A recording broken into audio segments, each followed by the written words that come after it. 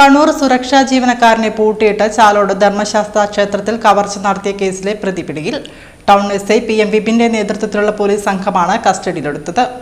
കാഞ്ഞങ്ങാട് ബേക്കൽ പള്ളിക്കരയിൽ താമസിക്കുന്ന അന്നൂർ സ്വദേശി രാധാകൃഷ്ണനെയാണ് town SI PM വിപിന്റെ നേതൃത്വത്തിലുള്ള പോലീസ് സംഘം കസ്റ്റഡിയിലെടുത്തത്.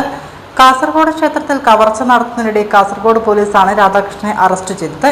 തുടർന്ന് ചാലാട് ധർമ്മശാസ്ത്ര ക്ഷേത്രത്തിൽ നടത്തിയ കവർച്ചയുടെ CCTV ദൃശ്യത്തിലുള്ള പ്രതിയുമായി സാദൃശ്യമുണ്ടായതിനെ തുടർന്ന് ടൗൺ പോലീസ് കാസർഗോഡ് എത്തി ചോദ്യം ചെയ്തപ്പോൾ പ്രതി കുറ്റം സമ്മതിക്കുകയായിരുന്നു.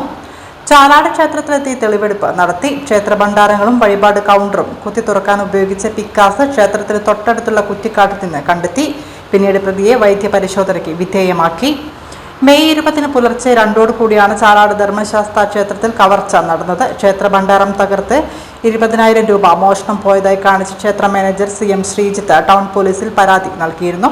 മോഷ്ടാവും സുരക്ഷാ ജീവനക്കാരനും തമ്മിൽ ഏറ്റുമുട്ടുന്നതിന്റെ CCTV ദൃശ്യങ്ങളും പോലീസിന് നൽകിയിരുന്നു.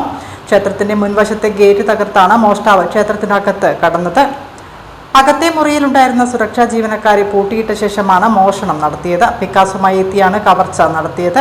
ക്ഷേത്രത്തിനകത്തെ വഴിപാട് കൗണ്ടറിന്റെ പൂട്ട് തകർത്ത് അകത്ത് കയറി മേശവലിപ്പ് കുത്തി തുറന്ന് വഴിപാടായി ലഭിച്ച പണം ഉൾപ്പെടെ മോഷ്ടിച്ചു.